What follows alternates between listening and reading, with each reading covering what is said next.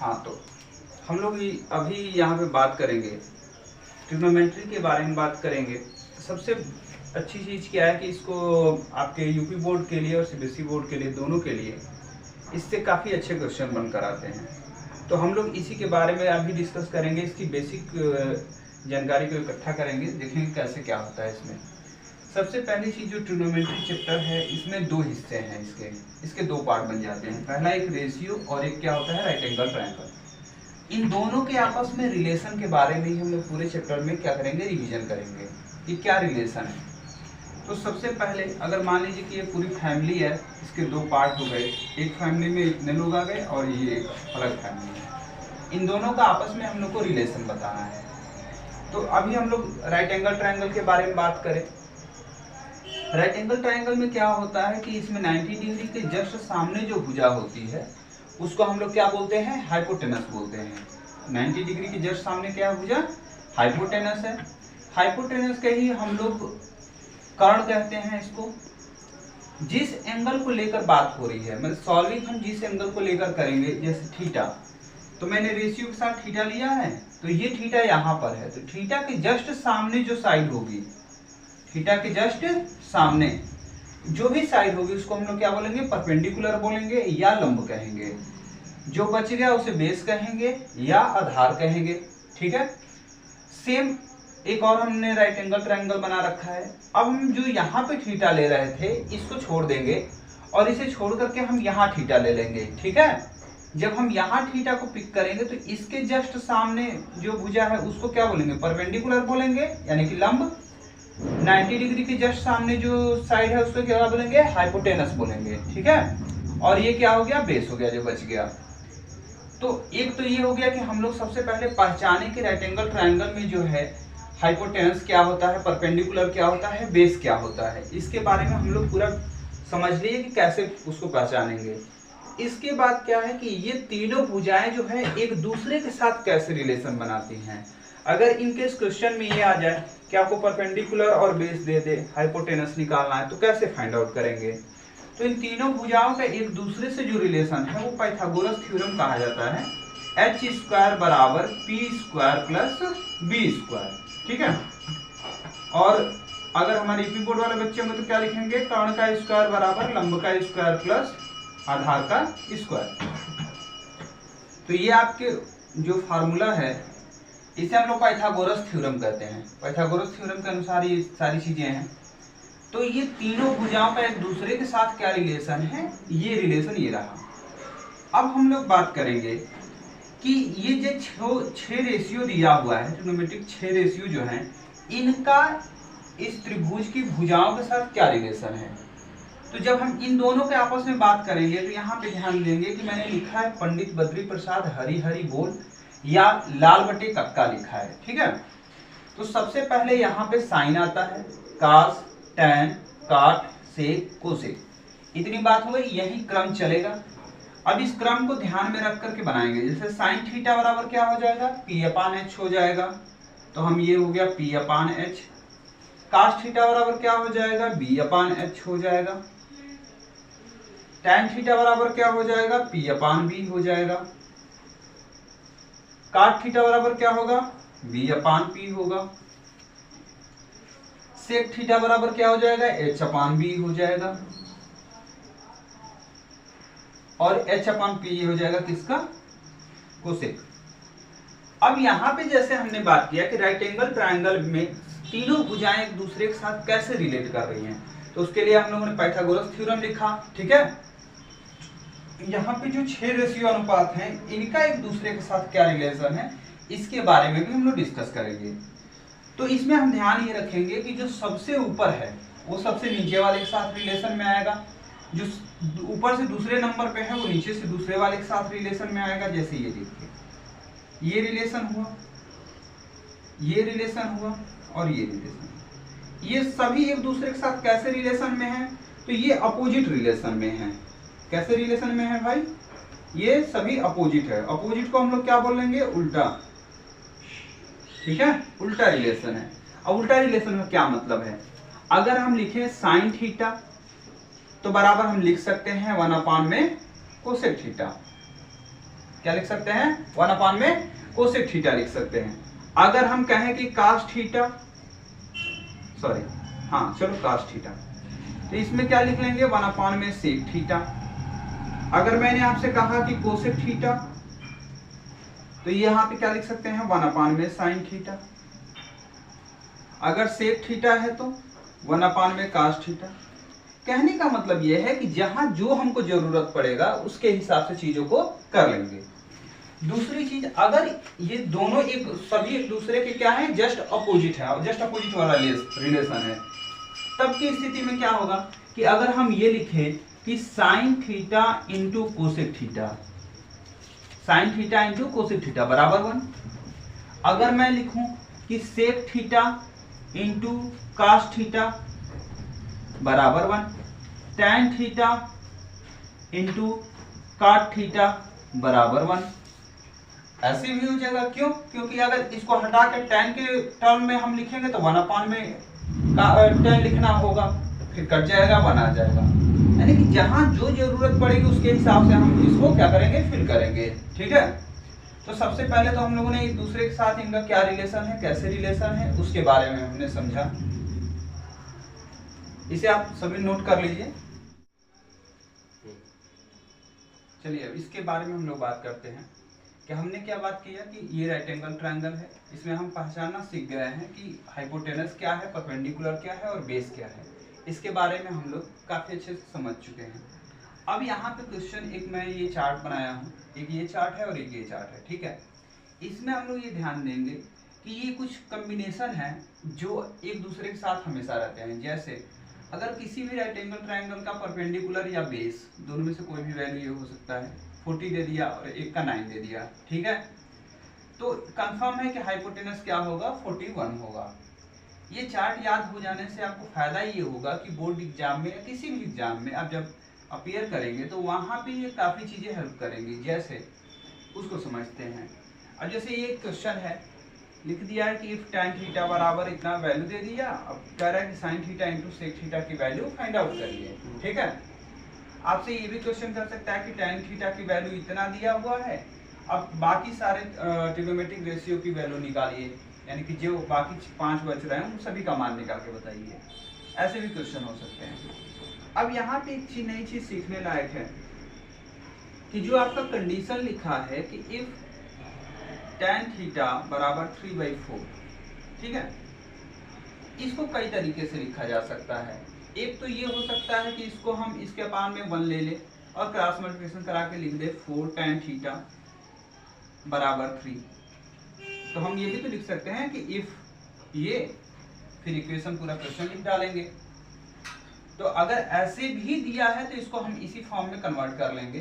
ठीक है, फिर इसको क्या करेंगे कि अगर मान लीजिए कि 4 tan थीटा, और इसको ऐसे भी लिखा जा सकता है कि लिख दे कि इफ 4 tan थीटा माइनस 3 बराबर 0, और फिर कामा करके फिर आगे का क्वेश्चन लिख डाले।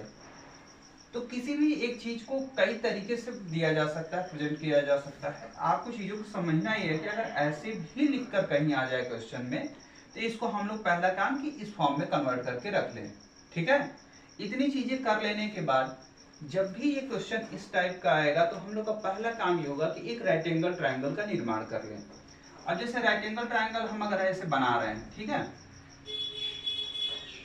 ये राइट एंगल ट्रायंगल बना, इसका नेमिंग हम तुरंत कर लेंगे कि ABC है, ये 90 डिग्री है। अब यहाँ थीटा है, ठीक है, तो थीटा, इस थीटा को आप यहाँ भी रख सकते हैं और यहाँ भी रख सकते हैं, लेकिन हम लोग सामान्यतः देखते हैं कि यहाँ पे हम थीटा ले लेंगे तो इजीली चीजें दिखेंगी। जैसे 90 डिग्री के जस्ट सामने क्या है, हाइपोटेनस है, थीटा के सामने जिसकी बात हम लोग कर रहे हैं, जिसके बारे में सॉल्विंग देंगे, उसके जस्ट सामने जो है वो परपेंडिकुलर हो गया, जो बच गया वो क्या हो गया, बेस हो गया। ठीक है, अब ध्यान दीजिए tan थीटा बराबर क्या होता है, यानी कि tan थीटा जो है इस ट्रायंगल की साइड्स के साथ कैसे रिलेशन बनाता है, उसके लिए आप लोग को बताया गया है पंडित बद्री प्रसाद हरिहरी बोल करके। तो tan थीटा बराबर होता है P/B। tan थीटा बराबर क्या होता है, वहां चेक करके लिखेंगे कि P/B होता है। अब यहाँ देखिए P की जगह पे 3 वैल्यू है और B की जगह पे क्या है, 4 है। तो यहाँ पे हम p बराबर 3 रख लेंगे और b बराबर क्या कर लेंगे 4 रख लेंगे। ठीक है, अब आपसे क्वेश्चन नया ये बनकर आएगा कि अगर ये और ये वैल्यू पता हो गया तो h की वैल्यू कैसे फाइंड आउट करेंगे। तो इसके लिए हम लोग पाइथागोरस का फार्मूला यूज करेंगे, h स्क्वायर बराबर p square plus b square. इतना हल करेंगे इसको। अब इसे हल करेंगे तो एक समय भी लॉस होगा। अब बोर्ड एग्जाम में मान लीजिए बहुत कम समय है, समय उतना नहीं है, हम लोग को और जल्दी जल्दी करके आगे बढ़ना है। तो अगर ये चार्ट याद रहेगा तो आप लोग इजीली कर लोगे। जैसे 3 और 4, तो हम इस चार्ट में देखेंगे कि 3 और 4 यहाँ पे है, तो इसके साथ कॉम्बिनेशन में क्या है 5 है, तो हम यहाँ पे डायरेक्ट 5 लिख देंगे और नंबर नहीं कटेगा, बस फार्मूला यहाँ लिख के छोड़ देंगे, h बराबर 5 हो गया। अब हम देखेंगे कि भाई साइन थीटा और सेक थीटा की वैल्यू निकालना है।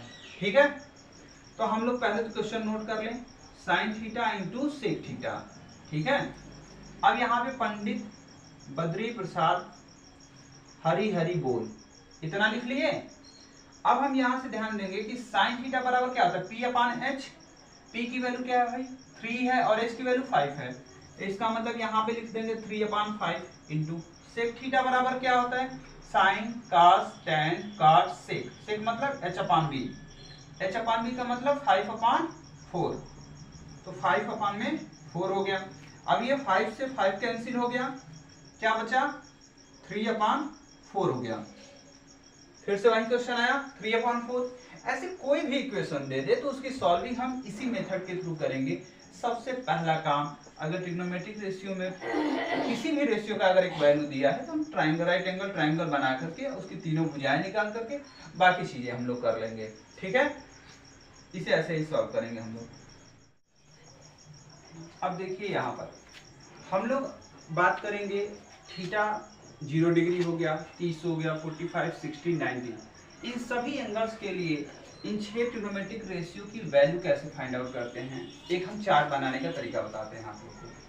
सबसे पहला काम कि हम यहाँ कार्नर में एक तरफ लिख लेंगे कि थीटा स्टेप्स कैसे हम लोग फॉरवर्ड करेंगे उसको।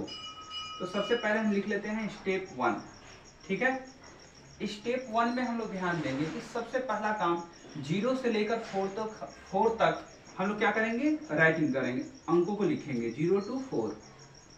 तो हम लोग यहाँ पे लिख देंगे 0, 1, 2, 3, 4।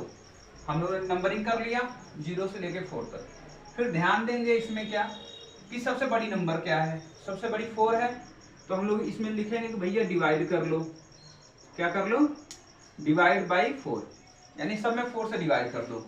लो कर दिए हम भी। अब ये जैसे जैसे कह रहा है वैसे वैसे हम भी करते जा रहे हैं। ठीक है, इतना हो गया। फिर मैंने इसमें नेक्स्ट तीसरा स्टेप क्या लेंगे, सभी के ऊपर अंडर रूट लगा देंगे। चलो लो लगा दिए, सभी के ऊपर अंडर रूट लगा दिए। अब जब सभी के ऊपर अंडर रूट लगा दिए तो इसको अब सॉल्व करना है। सॉल्व करोगे तो ये 1 आ जाएगा, इसे हल करोगे तो क्या आ जाएगा अंडर रूट 3/2 आएगा। इसे अंडर रूट सॉल्व करोगे तो क्या होगा 1/√2 आएगा। इसे हल करोगे तो ये 1/2 आएगा, इसे क्या आएगा 0 आएगा। ठीक है, इस पूरे चार्ट में एक चीज आप ध्यान रखिएगा कि जिस लाइन को हम फाइंड आउट करेंगे यानी जिसकी वैल्यू हम लोग निकालेंगे उसके बाद वाली लाइन को केवल रिवर्स करके लिख देंगे। रिवर्स का मतलब क्या है, जैसे 90 पे जो वैल्यू है उसे 0 पे, जो 60 पे है वो 30 पे, जो 45 है वो 45 पे रहेगा, 30 वाला 60 पे चला जाएगा, 0 वाला 90 पे चला जाएगा। ये रिवर्स का मतलब है। ठीक है, तो सबसे पहला तुरंत लिखे एकदम, ये देखो ये हो गया, यहाँ 1/2 हो गया, यहाँ 0 हो गया। इतनी बात समझ में आ गई। दो वैल्यू तो हम लोग ऐसे ही निकाल लिए। अब बचा tan थीटा। tan थीटा के बारे में हम लोग बात करेंगे, थोड़ी सी यहाँ इसके लिए सावधानी रखेंगे कि ध्यान देंगे कि tan थीटा बराबर होता है क्या sin थीटा अपान में cos theta, sin theta upon में cos थीटा। अब sin theta upon cos theta को हम ऐसे भी लिख सकते हैं sin theta divide cos theta, लिखा जा सकता है या नहीं, इसे लिख सकते हैं कैसे, न्यूमिनेटर अपॉन डिनोमिनेटर लिखते हो तो इसको न्यूमिनेटर डिवाइड डिनोमिनेटर, ये बचपन से करते आ रहे हैं, इसी के आधार पर मैंने ये लिख दिया। इसकी जरूरत पड़ेगी देखते हैं। अब जैसे मान लीजिए आपसे हम ये कहें कि tan थीटा बराबर, अब हमको tan 0 डिग्री की वैल्यू चाहिए, कितने की चाहिए, tan 0 की। तो tan 0 बराबर हम लिखेंगे कि sin 0 अपान में cos 0। ठीक है, इतना वैल्यू निकालेंगे। sin 0 की वैल्यू क्या है भाई, 0। cos 0 की वैल्यू क्या है, 1। तो यहाँ पे हम देखेंगे भैया 0 अपान 1 आ गया, इसका मतलब 0 आ गया। ये तो इजी है, इजीली हो गया इसको। लेकिन अब मैं थोड़ा सा इसे बात करूं tan 30 को लेकर, तो ये क्या हो जाएगा sin 30 और ये क्या हो जाएगा cos 30। ठीक है, अब जरा बिना कुछ किए हम लोग देखते हैं sin 30 बराबर कहाँ है वैल्यू, 1/2 और इसके अपान में √3/2। ठीक है, कहने का मतलब ये है कि इस पूरे को हल करना है। सबसे बड़ी गलती तो यही हो जाएगी, बहुत सारे हमारे वीडियो अध्याय ऐसे हैं कि इसी को सॉल्व करने में गलती कर बैठेंगे। ठीक है, तो देखो बालक, अब इसको थोड़ा सा ना इसका हम लोग फॉर्म चेंज कर देंगे। अब फॉर्म क्या चेंज करेंगे, जैसे ये ऐसे लिखा है ना, तो इसे हम लोग ऐसे लिखेंगे sin 30 डिवाइड cos 30। अब जैसे इस फॉर्म में लिखोगे ना तो चीजें इजी हो जाएंगी तुरंत। क्यों, क्योंकि ये हम लोग बचपन से करते आ रहे हैं। sin 30 की वैल्यू क्या हो जाएगी, 1/2 डिवाइड cos 30 की वैल्यू √3/2। ये हुआ। अब हम लोग बचपन से जानते हैं कि ये जो ही इनटू में कन्वर्ट होगा ये तुरंत बगल वाले को पलट देगा, यानी पैर पकड़ के ऐसे उल्टा सीधा खड़ा कर देगा, सीधा इंसान को उल्टा कर देगा। अब ऐसे ये 1/2 पे तो कोई फर्क पड़ता नहीं, ये इनटू हुआ, इसकी खोपड़िया नीचे करो तो 2 अपान में √3 हो गया। अब देखो 2 से 2 कैंसिल, कोई दिक्कत, और ये बचा क्या, 1 अपान में √3 हो गया। तो अब हम लोग करेंगे क्या कि जब भी tan 45, tan 60, tan 90 कोई भी वैल्यू पूछे, हम लोग इसी फॉर्मेट को अपना करके हल करेंगे। क्योंकि जब इस फॉर्मेट के थ्रू आप चलेंगे तो चीजें इजी हो जाएंगी और गलत होने के चांसेस बिल्कुल कम हो जाएंगे, नहीं होंगे। लेकिन जो ही इस फॉर्म में आएगा तो हम लोग इसको कट कराने के चक्कर में गलती कर बैठते हैं। तो इस गलती से हम लोग बचने की पूरी कोशिश करेंगे। इसे नोट करिए, इरेज कर रहे हैं। अब ध्यान दीजिए जरा आगे। अब जैसे हम वैल्यू फाइंड आउट कर रहे थे, अब उसी तरीके से हम लोग इस सारे वैल्यू को फाइंड आउट करेंगे। यहाँ पे तत्काल में क्या होगा, 0 हो जाएगा। इसे हल करेंगे तो क्या हो जाएगा, 1 अपान में √3 हो जाएगा। इसे 1 हो जाएगा, ये √3 हो जाएगा, ये क्या हो जाएगा 1 अपान 0 होगा। इसे इनफाइनाइट, इसे क्या करते हैं, इनफाइनाइट। अब cot थीटा, जब मैं पहली वैल्यू फाइंड आउट कर रहा था तब आपसे क्या बताया कि पूरे चार्ट में जिस लाइन को हम फाइंड आउट करेंगे, निकालेंगे, उसके बाद वाले में क्या करेंगे, रिवर्स करके लिखेंगे। तो cot थीटा के लिए रिवर्स कर दें, देखिए रिवर्स, ये क्या हो गया, कहाँ गया, 0, इतनी वैल्यू हो गई। अब हम लोग सेक थीटा के लिए थोड़ा सा अपना दिमाग को दौड़ा लीजिए घोड़े के जैसे, और ध्यान दीजिए कि इन 6 का एक दूसरे के साथ क्या रिलेशन था। तो साइन इसके अपोजिट है, कास इसके अपोजिट है, टैन इसके अपोजिट है, उल्टा है। तो अगर हमको सेक की वैल्यू चाहिए तो कास वाली लाइन तुम निकाल चुके हैं ना, कास में जितनी वैल्यू है सबको बस उल्टा करते जाओ, उल्टा करते जाओ का मतलब पैर ऊपर और सर नीचे। अब उस फॉर्मेट में कर दें, 1 का अपोजिट करोगे तो क्या होगा, 1 ही होगा। इसे अपोजिट करना है तो जो डिनोमिनेटर में उसे ऊपर लिखो, जो न्यूमिनेटर में उसे नीचे लिख दो, उल्टा करने का ये मतलब है। तो 2 अपान में √3, इसे क्या होगा, ये √2 अपान 1 हो जाएगा। इसे क्या हो जाएगा, ये 2 अपान 1 हो जाएगा। 2 अपान 1 को केवल 2 लिख दो, और इसको ऐसे न लिख करके केवल √2 लिख दो। इसमें क्या होगा भाई, 0 को उल्टा करना है ना, तो 1 अपान 0 करोगे तो क्या होगा, इनफाइनाइट।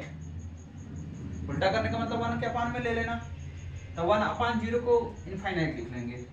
सेक का हम लोगों ने वैल्यू फाइंड आउट किया, तो या तो रिवर्स करके लिख डालो, चिपका दो, या फिर कोसेक थीटा किसका अपोजिट होता है, साइन का। कोसेक थीटा किसके अपोजिट होता है, साइन के अपोजिट होता है। साइन की सारी वैल्यू बस उल्टा करके लिख दो, तब भी वैल्यू आ जाएगा। तो इतना कौन मेहनत करने जाए, इसको रिवर्स करो ना शांति से। ये लो, हम लोग मेहनत तो करना नहीं चाहते है ना, तो हम लोग शांति से अपना काम निपटा देंगे।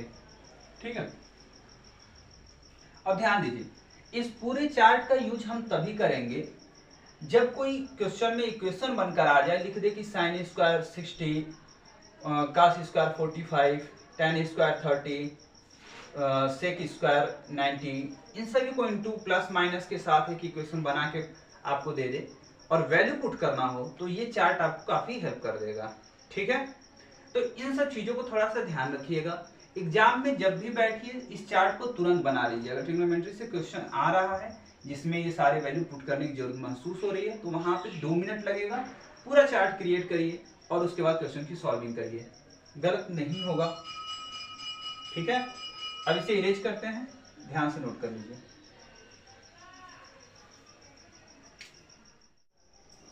ठीक है, अब यहाँ पे ध्यान दीजिए, अभी हम लोग बात करेंगे ये आपके कुछ यहाँ देख लीजिए फार्मूले हैं इनके बारे में। ठीक है, अब हम लोग सबसे पहला चीज ध्यान देंगे कि ये फार्मूला बनता कैसे है। तो कुछ चीजों को थोड़ा सा ध्यान से देखें। आप यहाँ पे सभी को ध्यान देंगे, इक्वल के बाद सब में 1 है, थोड़ा सा फोकस किया जाए। तीनों फार्मूला जो है, तीनों फार्मूले में इक्वल के बाद क्या है, 1 है। ठीक है, और सभी में स्क्वायर है, सब पे स्क्वायर लगा है, सभी ट्रिग्नोमेट्रिक रेशियो जो है उन पे स्क्वायर लगा है। पहले इक्वेशन में प्लस है, बाकी 2 में माइनस है, यही क्रम है ना। अब थोड़ा इसको हम लोग अगर इनकेस नहीं याद हुआ तब की स्थिति में हम इसको भी बना सकते हैं, कैसे बनेगा उस पर थोड़ा सा फोकस करें। तो सबसे पहला काम मैंने क्या कहा कि आप थोड़ा फोकस करिए और देखिए, इक्वल के बाद सब में 1 है तो हमने सब में 1 लिख लिया। ये नोटिस जब किया तो हमने सब में 1 चिपका डाला। फिर मैंने कहा कि आप ध्यान दीजिएगा कि पहले वाले में प्लस है, बाकी 2 में तो माइनस है ना। तो अब हम लोग एक क्रम नोट करेंगे, एक एरो बना रहे हैं उसी के थ्रू चलेंगे हम लोग, ऐसे। ठीक है, अब जैसे देखिए यहां पे क्रम से याद है ना, साइन, कास, टैन, काट, सेक, कोसेक, ऐसे याद है। तो हम लोग क्या लिखेंगे कि पहले तो यहां लिख देंगे साइन थीटा। एक और चीज, एंगल दोनों में क्या है, सेम है, एंगल दोनों में क्या है, सेम है। अब वो sine square theta plus cos square theta लिखे तो भी बात 1 ही होगा। मैं लिख दूं sine square 67 plus cos square 67, तब भी बात एक ही है। अगर मैं लिखूं कि sine square x plus cos square x, तब भी बात एक ही है, 1 ही होगा। क्यों? क्योंकि हम लोग को सबसे अच्छी चीज क्या ध्यान रखनी है कि दोनों के साथ एंगल सेम होना चाहिए। एंगल क्या होना चाहिए, दोनों के साथ सेम होना चाहिए। तो मैंने लिखा, अब चलो इसको थोड़ा सा हटा ही देते हैं कुछ देर के लिए। जैसे यहाँ साइन लिखा, फिर यहाँ मैंने क्या लिख दिया, कास लिख दिया, फिर यहाँ मैंने टैन लिखा, फिर यहाँ काट लिखा। अब क्या बचा, सेक और कोसेक बचा। ठीक है, तो सेक और कोसेक लिखते समय सेक को यहाँ लिख देंगे, कोसेक को यहाँ लिख देंगे, मतलब थोड़ा सा क्रम बस चेंज कर देंगे लास्ट में। यहाँ तक तो सेम फॉलो करते जाएंगे, साइन, कास, टैन, काट, सेक। सेक यहाँ आ रहा है, कोसेक यहाँ आ रहा है, तो क्या करेंगे, कोसेक यहाँ लिखेंगे और यहाँ पे क्या करेंगे, सेक लिख देंगे। लिख दिए। अब हम लोगों ने इक्वेशन में ध्यान में क्या रखा है कि जब ये फार्मूला बना रहे होते हैं तो ध्यान देंगे भाई इक्वल तीनों में होता है। ठीक है, एक में प्लस होता है, 2 में माइनस होता है, ये सारी चीजें लिखते हैं इसी क्रम में। तीसरी बात क्या है कि सब में क्या होता है, सेम एंगल होता है, मतलब हर पेयर में सेम एंगल। अगर यहाँ थीटा है तो यहाँ भी थीटा, इसका मतलब यहाँ भी थीटा रखो, सभी के साथ थीटा ही रख ले। ठीक है, अब दूसरी चीज हम लोगों ने क्या ध्यान दिया कि सब पे स्क्वायर होता है, सब पे क्या होता है, स्क्वायर होता है। तो sine square, cos square, tan square, cot square, cosec square, sec square बन गया। ये पूरा आपका फार्मूला बन के तैयार हो गया। ठीक है, अब यहाँ पे एक और चीज थोड़ा सा हम लोग ध्यान देंगे। जैसे हम कुछ बच्चों को ये गलती करते हुए देखे हैं, sign square theta, sign square theta लिखा है। बहुत सारे बच्चे इसका क्या मतलब है, क्या इसका मतलब ये है कि साइन थीटा स्क्वायर, ये सही है, कभी एंगल का स्क्वायर नहीं लगा सकते हैं, ये गलत हो जाएगा, ऐसा नहीं होता। इसका मतलब ये है कि भाई साइन थीटा लिखा है, उसका ये स्क्वायर है, इसका मतलब है ये साइन स्क्वायर। ये जो स्क्वायर लग रहा है ना साइन के ऊपर लग रहा है, क्लियर। यानी साइन थीटा एक पूरा का एक प्रॉपर फंक्शन है, ये पूरा एक साथ है, ये अलग अलग नहीं है। तो साइन स्क्वायर थीटा लिखा है तो इसका मतलब क्या है, ये है। अगर कहीं साइन स्क्वायर थीटा लिखा है तो इसको हम लोग ऐसे भी लिख सकते हैं, sign theta into sine theta.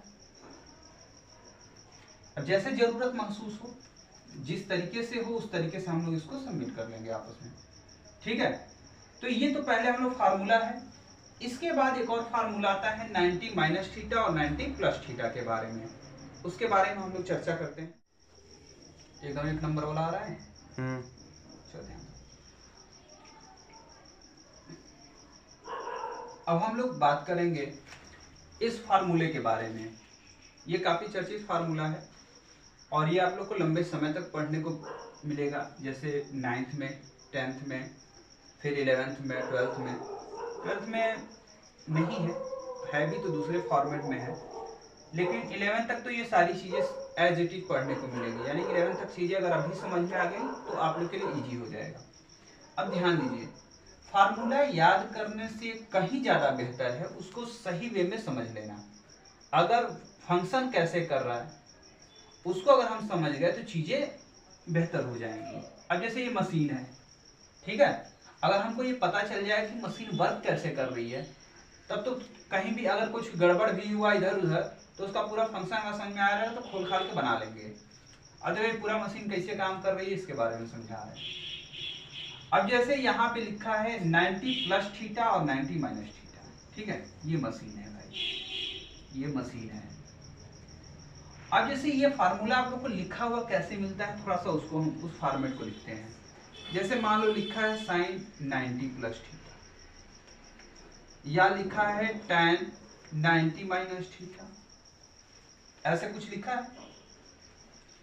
अब यहां पे हम बात करेंगे कि 90 प्लस थीटा हो या 90 माइनस थीटा हो, इसके बगल में यानी इसके जस्ट बगल में यहाँ पे जैसे 90 प्लस थीटा के साथ साइन लिखे हैं, 90 माइनस थीटा के बगल में tan लिखे हैं, इन्हीं दोनों की हम बात कर रहे हैं। मतलब केवल साइन और tan की नहीं बात कर रहे हैं, इस प्लेस की बात कर रहे हैं। इस जगह पे जो क्षेत्र त्रिकोणमितीय अनुपात हैं उनमें से कोई भी आ सकता है, जो भी आए उन सब की बात कर रहे हैं। हम इसका नाम तत्काल में साहब रख लिए हैं कि इसका मान लो साहब है। तो 90 प्लस थीटा हो या 90 माइनस थीटा हो, इसके बगल में जो साहब बैठे हैं, ठीक है, ये जो मशीन है इसकी ये आदत है कि साहब को पड़ोसी में बदल देता है। साहब को किस में बदल देगा, पड़ोसी में। कौन बदल रहा है, ये मशीन। 90 प्लस थीटा या 90 माइनस थीटा, इन दोनों का एक ही नेचर है कि इनके साथ जो भी साहब लगे रहेंगे उनको तुरंत उनके पड़ोसी में कन्वर्ट कर देगा, ठीक है। अब भाई पड़ोसी कौन है, थोड़ा सा उसको भी समझे। अगर मान लीजिए कि साइन थीटा है, साहब की जगह पे क्या लिखा है, साइन लिखा है, तो वो किस में कन्वर्ट हो जाएगा, कास में। अगर कास लिखा है साहब की जगह पे तो वो किस में कन्वर्ट हो जाएगा, साइन में, ठीक है। यहाँ देखिए सब पड़ोसी बना रखे हैं। tan थीटा है तो काट में कन्वर्ट होगा, काट है तो tan में कन्वर्ट हो जाएगा, यानी कि बदल जाएंगे आपस में। अब थोड़ी सी बातों को ध्यान दें, हमको ये जानकारी हो गया कि ये साहब बदलते कैसे हैं, ठीक है। अब जैसे मानो साइन 90 प्लस थीटा लिखा है तो हम लोग साइन तो तुरंत बदलेगा कास में, कास में बदल गया, साहब बदल गए। थीटा यहाँ पे लगाया तो यहाँ थीटा नोट कर लेंगे, क्लियर। लेकिन ये अभी इतने पे ये सही नहीं होगा, इसके गलत होने के भी चांसेस बराबर हो जाएंगे। अब जैसे tan 90 माइनस थीटा, तो tan किसमें बदलते हैं भाई, tan साहब है ना, साहब का पड़ोसी देखो कौन है, काट थीटा। तो काट 90 के साथ जो ये एंगल लगा है इसी को नोट कर लेंगे, थीटा। तो ये हो गया काट थीटा हो गया। अब थोड़ी सी हम लोग बातें और करते हैं कि कहाँ प्लस और कहाँ माइनस होगा, क्योंकि जो इक्वल के बाद रिजल्ट आता है ना, बहुत जगह में प्लस भी है और माइनस भी है, यानी दोनों पढ़ने को मिल जाएगा। तो प्लस माइनस यहां से नहीं डिसाइड होगा, प्लस माइनस का डिसाइड जो है हम लोग यहां से करेंगे, ठीक है। तो एक्स एक्सिस और वाई एक्सिस तो हम लोग बनाते हुए आ रहे हैं, इसका एक चार्ट है उसे थोड़ा ध्यान दे लें। इसे हम लोग फर्स्ट कोऑर्डिनेट करते हैं, इसे सेकंड बोलेंगे, यहाँ थर्ड हो जाएगा और ये फोर्थ कोऑर्डिनेट है, यानी ये 4 कोऑर्डिनेट हो गए, 4 पार्ट, ठीक है। अब इसमें जो फर्स्ट कोऑर्डिनेट है इसमें सभी पॉजिटिव होते हैं, यानी कि 6 जो ट्रिग्नोमेट्रिक रेशियो हैं इन सभी की वैल्यू क्या आ जाएगी, प्लस में आएगी, यानी इन सभी का मान जो भी आएगा वो हमेशा प्लस में होगा। तो यहाँ पे हम लोग क्या लिख लेंगे, ऑल पॉजिटिव। यहाँ पे क्या लिखेंगे भाई, ऑल पॉजिटिव लिख लेंगे। यहाँ पे कौन होगा, यहाँ पे साइन और कोसेक पॉजिटिव होगा, साइन और क्या होगा, कोसेक होगा। फोन आ रहा है किसका, हाँ तो अब यहाँ ध्यान दीजिए, ये एक्सिस है, हम लोग एक्सिस के बारे में बात कर रहे थे कि 4 कोऑर्डिनेट होता है, first, second, third, fourth. First coordinate में क्या होता है कि जो 6 आपके ट्रिग्नोमेट्रिक रेशियो हैं ये सारे क्या होते हैं, पॉजिटिव होते हैं। सेकेंड वाले में साइन और कोसेक पॉजिटिव होते हैं, साइन की वैल्यू क्या आएगी, पॉजिटिव आएगी, और कोसेक की वैल्यू भी पॉजिटिव आएगी। थर्ड वाले में क्या होगा, tan की वैल्यू पॉजिटिव होगी और cot की वैल्यू पॉजिटिव होगी, ठीक है। और फोर्थ में कौन कौन पॉजिटिव होगा, cos और sec। अब थोड़ा सा हम लोग यहाँ ध्यान दें कि आप अगर थोड़ा फोकस करके चीजों को देखेंगे तो देखने को मिलेगा कि साइन के साथ उसी को रखा गया है जो इसके जस्ट अपोजिट है। साइन के साथ किसको रखा गया है, उसके जस्ट अपोजिट को, यानी साइन यहाँ है तो ये कोसेक है, एक दूसरे के अपोजिट होते हैं, दोनों पॉजिटिव होंगे। थर्ड वाले में क्या है, इसमें tan है और cot है। cot क्या होता है, tan का जस्ट अपोजिट होता है ना, ये दोनों एक साथ आ गए, cos है और sec है, यानी अगर एक याद हो गया तो दूसरा अमूमन याद हो जाएगा। क्यों, क्योंकि हमको ये दिमाग रखना होगा कि इसका जस्ट अपोजिट वाला ही इसके साथ रहेगा, ठीक है। तो कौन कब पॉजिटिव होगा इसको समझ में आ गया। अब थोड़ा सा हम लोग ध्यान देते हैं कि 90 प्लस थीटा रहेगा तो यह किस कोऑर्डिनेट में जाएगा, और 90 माइनस थीटा रहेगा तो वो किस कोऑर्डिनेट में जाएगा। अब थोड़ा सा यहाँ ध्यान दें, अब थोड़ा सा अगर हम देखें तो ये 90 डिग्री है पूरा, है या नहीं, ये 90 है, ये भी 90 है, ये भी 90 है, ये भी 90 है, सारे 90 90 है। अगर हम यहां से करें कि ये चलो भैया ये 90 90 माइनस थीटा, 90 माइनस थीटा, तो अगर 90 ये पूरा 90 यहां तक आएगा, लेकिन अगर कुछ भी अगर माइनस कर देंगे, मान लो थीटा मैंने माइनस किया, तो अगर थीटा माइनस किया तो इसे हम लोग क्या कहेंगे कि भैया ये क्या है, 90 माइनस थीटा है, इसे क्या बोलेंगे, 90 माइनस थीटा। यानी कि मशीन अगर ये वाली हो 90 माइनस थीटा हो तो इसकी सारी वैल्यू कहाँ जाएगी, फर्स्ट कोऑर्डिनेट में। और फर्स्ट कोऑर्डिनेट में मैंने क्या बताया कि सारे वैल्यू क्या होते हैं, पॉजिटिव होते हैं, सारे वैल्यू पॉजिटिव होते हैं। लेकिन अगर हम ये बात करें कि 90 प्लस थीटा, 90 प्लस थीटा, तो यहां ध्यान दो, ये 90 तो पूरा हो गया यहां तक, ये पूरा 90 हुआ ना, बोलो हाँ या ना, ये 90 हो गया। अब ये थीटा आगे थोड़ा सा बढ़ जाए, क्लियर। तो अब ये पूरा की पूरा ये वाली वैल्यू मतलब यहां से लेके यहां तक की वैल्यू जो है इसे हम लोग 90 प्लस थीटा कहेंगे। इसका मतलब ये है कि हम लोग ये दिमाग में रख कर चलेंगे कि 90 प्लस थीटा जो होता है वो हमेशा सेकंड कोऑर्डिनेट में आता है। 90 प्लस थीटा क्या आता है, हमेशा सेकंड कोऑर्डिनेट में आता है। और सेकंड कोऑर्डिनेट में कौन कौन पॉजिटिव होता है भैया, साइन और कोसेक, ठीक है।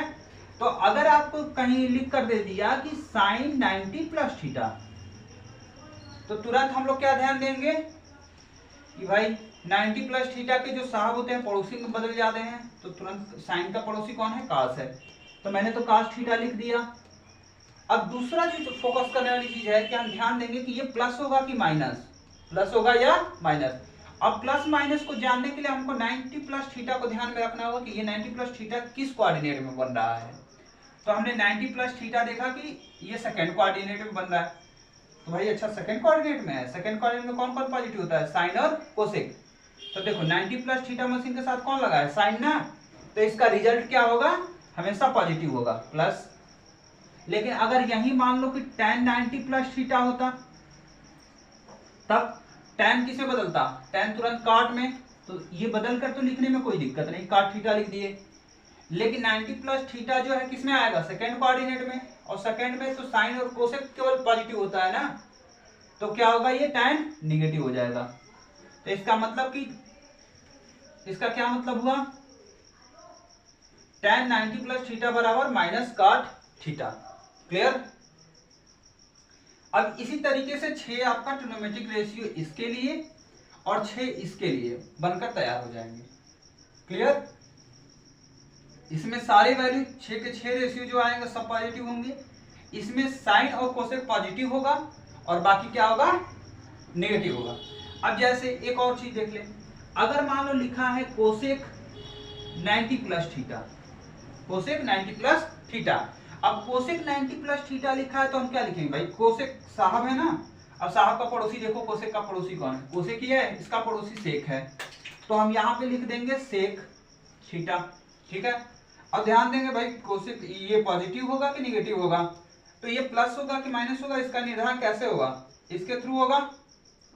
अब इससे होगा तो 90 प्लस थीटा कौन से कोऑर्डिनेट में है, सेकंड कोऑर्डिनेट में।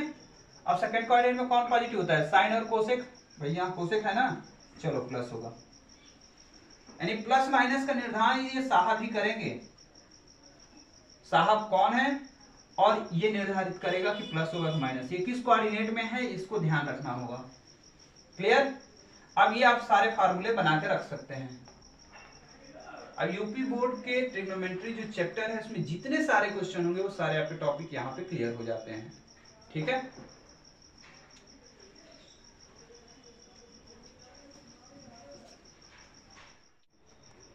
हाँ। अब यहाँ पे हम लोग देखेंगे कि अभी तक मैंने इससे पहले एक चार्ट बनवाया था कि सभी थीटा की वैल्यू के लिए जैसे 0, 30, 45, 60, 90 डिग्री के लिए 6 ट्रिग्नोमेट्रिक रेशियो की वैल्यू निकालना। तो वो चार्ट याद करने के लिए है, उससे सिर्फ याद किया जा सकता है। लेकिन अगर जैसे बोर्ड एग्जाम में आपसे क्वेश्चन ये पूछ दे कि थीटा 45 डिग्री के लिए या 30 डिग्री, 60 डिग्री, किसी के लिए भी अगर पूछे तो कहेगा, जैसे मान लीजिए अभी हम जिसके बारे में डिस्कस करने जा रहे हैं 45 डिग्री के लिए, अगर कहे कि 45 डिग्री के लिए सभी त्रिकोणमितीय अनुपातों का मान निकालिए, क्या होगा। सीबीएसई बोर्ड वालों के लिए क्या सेम क्वेश्चन यही पूछेगा। अगर उनके लिए पूछता है या यूपी बोर्ड के लिए पूछता है तो इस क्वेश्चन को थोड़ा सा हम लोग ध्यान से देखेंगे। इसमें बहुत सारी चीजें ना पहले से प्री प्लान है, कुछ चीजें तो दिमाग में एकदम रखनी होगी कि जब 45 डिग्री अगर आपसे पूछेगा, 45 डिग्री पूछ लिया तो ये कंफर्म हम लोग एक चीजें थोड़ा सा भौकाल बनाने वाली चीजें ऊपर लिख लेंगे। यहाँ ध्यान दीजिए, इतना ये भौकाले है लिखे हैं, तो इसको थोड़ा सा ये भौकाल को दिमाग में रखे रहेंगे। कैसे, हम ऐसा मान लेंगे, कंसीडर कर लेते हैं कि एक रेक्टेंगल ट्रायंगल एबीसी है, ऐसे मन में मान कर चलते हैं। जैसे यूपी बोर्ड वालों के लिए तो हिंदी में लिख दिए हैं कि माना एक समकोण त्रिभुज है एबीसी है जिसकी 2 भुजाएं बराबर हैं। हमने पहले से ये चीजें कंसीडर कर रखी हैं, मान रखा है। लेकिन ये चीज को, जो चीज यहाँ लिखा है इसी को सीबीएसई बोर्ड वाले बच्चे भी लिखेंगे, लिख लेंगे we suppose that ABC is a right angle triangle that has 2 equal sides। ठीक है। तो इन सब चीजों को हम नोट करेंगे, अपने हिसाब से लिखेंगे, अपने वर्ड्स में लिखेंगे। समझिए उसको क्यों किया जा रहा है। जब हम किसी त्रिभुज में 2 भुजाओं को बराबर कह देते हैं तो ये तुरंत एक बन जाता है कि आपका थ्योरी बनेगा कि किसी भी त्रिभुज की यदि 2 भुजाएं आपस में बराबर हैं, उनके सामने के जो एंगल्स होते हैं वो भी आपस में बराबर होते हैं। ये थ्योरी है। अब इस थ्योरी को यहाँ लाकर हम चिपका डालेंगे। यहाँ पे क्या करेंगे, जो ही हमने कंसीडर किया कि एक त्रिभुज एबीसी है, राइट एंगल ट्रायंगल है और उसमें 2 भुजाएं आपस में बराबर है, तो हम तुरंत यहाँ पे एक थ्योरी चिपका दिए कि अगर 2 भुजाएं बराबर हैं तो उनके सामने के एंगल क्या भी आपस में बराबर होंगे। अब इस थ्योरी को जब हम चिपका रहे हैं तो उसी के बेसिस पर हम इस एंगल, चूंकि राइट एंगल ट्रायंगल तो ये तो 90 फिक्स है, एक 90 डिग्री होगा। अब ये थीटा मैंने मान लिया, ये भी थीटा मान लिया, ठीक है, दोनों आपस में बराबर है। इसके बाद हम लोग बचपन से पढ़ते आ रहे हैं कि इंटरनल एंगल, जो ट्रायंगल का इंटरनल एंगल होता है यानी आंतरिक कोण, त्रिभुज के 3 आंतरिक कोण होते हैं, तीनों का योग जो होता है, सम जो होता है वो 180 के बराबर होता है। तो angle A plus angle B plus angle C बराबर 180 डिग्री हो गया। बी बराबर 90 डिग्री दिख रहा है, वो 90 डिग्री मैंने रख दिया। एंगल ए और एंगल सी को मैंने थीटा थीटा मान रखा था, थीटा रख दिया। ठीक है। अब इसे सॉल्व करेंगे तो थीटा और थीटा 2 थीटा हो जाएगा, 90 डिग्री को उधर भेज देंगे, 180 माइनस 90 बराबर 90 हो गया। क्लियर। अब इसके बाद इसे सॉल्व करेंगे तो थीटा बराबर 45 आ जाएगा। यहां जो मैंने वैल्यू फाइंड आउट किया है उस वैल्यू को उठाकर हमने यहां चिपका दिया। ठीक है, अब थोड़ा सा एक और बात ध्यान दें। शुरुआत में हमने जब ये सब चीजें लिख रहे थे तो मैंने क्या लिखा कि दो भुजाएं आपस में बराबर हैं। अब बराबर हैं तो यहाँ पे हम वैल्यू बहुत जगहों पे x y कोई वेरिएबल मान लिया जाता है, x है y है कुछ भी, लेकिन आप वेरिएबल मत मानिए, आप कोई भी अंक मान लीजिए। जैसे मैं यहाँ पे 1 माना हूं और आप क्या करेंगे कि यहाँ पे 1 की जगह पे 2 3 4 5 कुछ भी वैल्यू मानिए, उससे कोई दिक्कत नहीं होता। हो गया? हाँ चलिए ध्यान दीजिए। तो हम क्या कर रहे हैं कि यहाँ पे एक रेक्टेंगल ट्रायंगल लिया गया है, दो भुजाएं आपस में बराबर है। बराबर भुजाओं को हम x मान के भी हल कर सकते हैं, कोई वेरिएबल भी मान के हल कर सकते हैं। लेकिन जब वेरिएबल में चीजें मूव करती हैं ना, वहां पे बच्चों से गलती होने की संभावनाएं तुरंत बढ़ जाती हैं कि x² प्लस x²। ऐसे भी महारथी हम लोग के हैं जो x और स्क्वायर और x² को प्लस करेंगे तो x पे पावर 4 हो जाता है। गलतियां होती रहती हैं। गलतियां ना हो उसका समाधान है कि यहाँ पे हम x नहीं मानेंगे, यहाँ पे 1 मान लेंगे, 1 1। ठीक है, जब मैंने ये भुजा 1 माना और इसको भी 1 मान लिया, तब क्या करेंगे, पाइथागोरस थ्योरम लगाएंगे। ये क्या है? ये पाइथागोरस थ्योरम है। पाइथागोरस थ्योरम लगाकर तुरंत h का मान निकालेंगे। ये बताया ना भाई, दो भुजा मिल गई, तीसरा निकालना है। तीनों भुजाओं का आपस में रिलेशन क्या होता है? पाइथागोरस थ्योरम होती है। तो अब यहाँ पे p और b का वैल्यू रखेंगे, रख के हल करेंगे, h बराबर √2 आएगा, जो वैल्यू यहाँ रख देंगे, चिपका दिए। अब हम लोग बात करेंगे कि हमको क्या चाहिए, थीटा की वैल्यू चाहिए ना, सारे 6 त्रिकोणमितीय अनुपात। तो अब यहाँ पे लिखो sin 45, यहाँ लिखो cos 45, फिर लिखो tan 45, cot 45, sec 45, sec 45, और यहाँ पे क्या हो जाएगा, cosec 45। सारे वैल्यू हो गए। अब इनकी वैल्यू कैसे लिखेंगे? अब थोड़ा सा बैक जब जाएंगे, एकदम शुरुआत का वीडियो का लाइन देखेंगे तो उसमें बताया गया है कि ये 6 ट्रिग्नोमेट्रिक रेशियो ट्रायंगल के साइड्स के साथ कैसे रिलेशन रखते हैं, इन दोनों का आपस में रिलेशन क्या है, उसके लिए मैंने आपको बताया है। यहाँ पे मैंने लाल बटे कक्का भी लिखा था, हमारे जितने यूपी बोर्ड वाले महारथी हैं उनके लिए। और सीबीएसई में जो PBH में जो अभी तत्काल में यूज कर रहा हूं उसके लिए क्या है, पंडित बद्री प्रसाद हरि हरि बोल। क्या है? पंडित बद्री प्रसाद हरि हरि बोल। तो यहाँ पे अगर हम इसको लेकर चलें तो साइन थीटा बराबर क्या हो जाएगा, P/H। ठीक है, कास थीटा बराबर क्या हो जाएगा, B/H। टैन थीटा बराबर क्या हो जाएगा, P/B। ये हो जाएगा B/P, ये हो जाएगा H/B, ये हो जाएगा H/P। सारे वैल्यू रख लिए। अब कुछ करना नहीं है, P की वैल्यू वहां से आपको लिख लेना है। P की वैल्यू क्या है भाई, 1 है, लो 1। H की वैल्यू क्या है, √2 है। B की वैल्यू क्या है, 1 है। H की वैल्यू क्या है, √2 है। और ध्यान रखना, ये 45 जो है इसको लेकर बात कर रहा हूं, इससे रिलेट कर रहा हूं। तो ये हो गया P और जो बच गया वो क्या हो गया, B। क्लियर? तो अब यहाँ पे सारा वैल्यू बस उठा उठा कर रखते जाओ। P की वैल्यू क्या है भाई, 1 है। B की वैल्यू क्या है, 1 है, 1/1 यानी 1। cot 45 क्या हो जाएगा, 1/1 बराबर 1। sec 45 क्या हो जाएगा, sec 45 निकालो भाई, H/B। H क्या है, √2। B क्या है, 1, तो ये हो जाएगा √2। ये क्या हो जाएगा, √2/1, ये भी √2 हो जाएगा। ठीक है, कहने का मतलब ये है कि थीटा की वैल्यू जो फाइंड आउट करनी थी 45 डिग्री के लिए, ये पूरा सॉल्व हो गया क्वेश्चन। अब इसमें कुछ नहीं करना है, इतना सिर्फ जाकर बोर्ड एग्जाम में चिपका के चला जाना है और कुछ नहीं। ठीक है, अब ये सही है गलत है इस बात को चेक करने के लिए आप चार्ट में जाइए, जो चार्ट बनवाया गया है उस चार्ट में सारे वैल्यू मैच करा लीजिए, सारे मैच हो जाएंगे। ठीक है।